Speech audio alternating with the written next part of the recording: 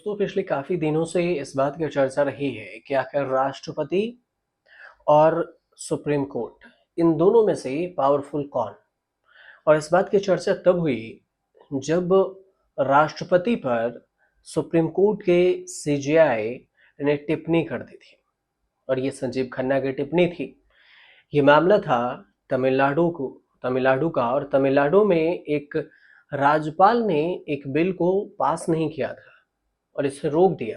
तमिलनाडु सरकार supreme court पहुंची और इसी पर सुनवाई के दौरान सुप्रीम कोर्ट ने एक टिप्पणी की थी कि कोई भी जो राज्यपाल है वो 3 महीने तक में आपको देखना होगा कि 90 दिन तक आप बिल पर जवाब देंगे, पेंडिंग में नहीं डाल सकते। और यही सेम टिप्पणी की थी कि राष्ट्रपति भी वीटो पावर का इस्तेमाल नहीं कर सकते।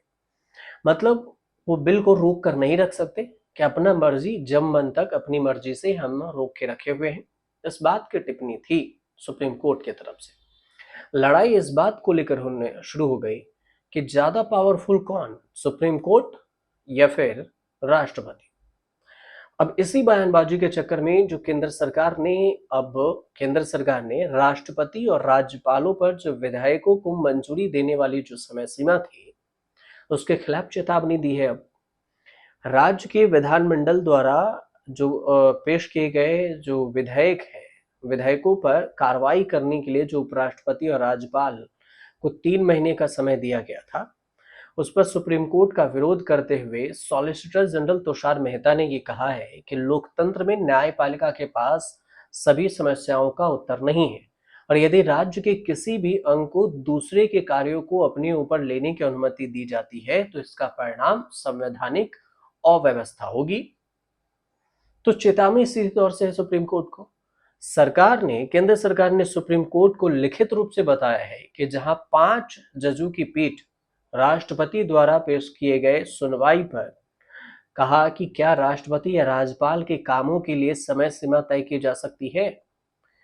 12 अगस्त को तुषार मेहता ने विधायिका, कार्यपालिका और न्यायपालिका के बीच में पावर्स के डिवीजन, सेपरेशन ऑफ पावर्स के महत्व पर वो बल दिया, मतलब इसका जिक्र किया।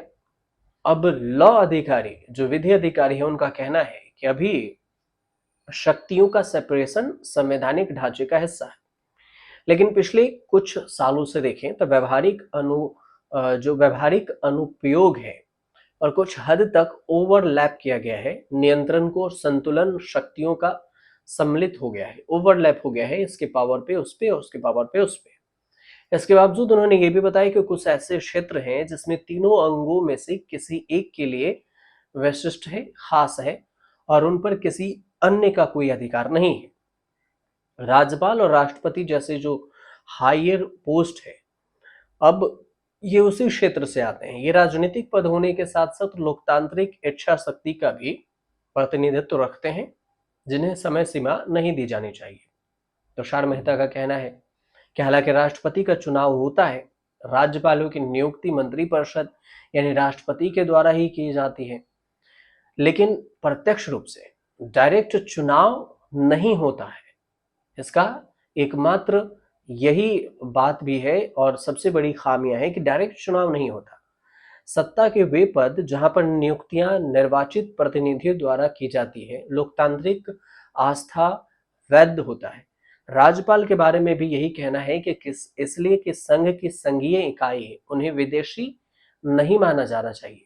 राज्यपाल केवल केंद्र के दूत नहीं है, बल्कि प्रत्येक संघीय इकाई ने पूरे राष्ट्रीय प्रतिनिधि। व्यापक भारतीय संविधान भाईचारे के अंग के रूप में काम किया जाता है। भाईचारे से काम होती है, राष्ट्रीय लोकतांत्रिक इच्छा का प्रतिनिधित्व करते हैं, लेकिन किसी के पावर में किसी को घुसना नहीं चाहिए।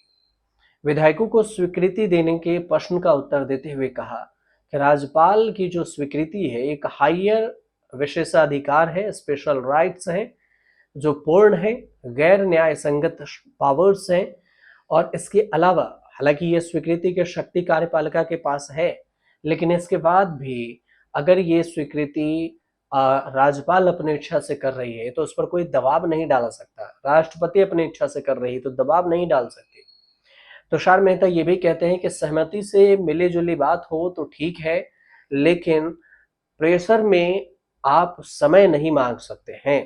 सुप्रीम कोर्ट से सीधे तौर से ये कहा गया है कि समय आप नहीं मांग सकते, कि आपको एक टाइम लिमिट दिया गया है कि 3 महीने में आपको जानकारी देनी ही होगी या फिर बिल पास करना ही होगा। ये जो सुप्रीम कोर्ट की जो टिप्पणी थी उस पर पलटवार करते हुए केंद्र की तरफ से तुषार मेहता का कहना हुआ कि राष्ट्रपति पद या फिर राज्यपाल दोनों पैरेलल कानून है और संविधान के हिसाब से भी काम करते हैं, सुप्रीम कोर्ट भी काम करती है। तो इस हिसाब से आप किसी से समय नहीं मांग सकते कि आप इतने दिन में ही दीजिए। एक अंग द्वारा दूसरे अंग के मुख्य कामों में हस्तक्षेप नहीं कर सकती, इससे सेपरेशन ऑफ पावर होगा और इसका उल्लंघन होगा, जो पावर्स है उसका उल्लंघन होगा, इसलिए आप ऐसा नहीं कर सकते।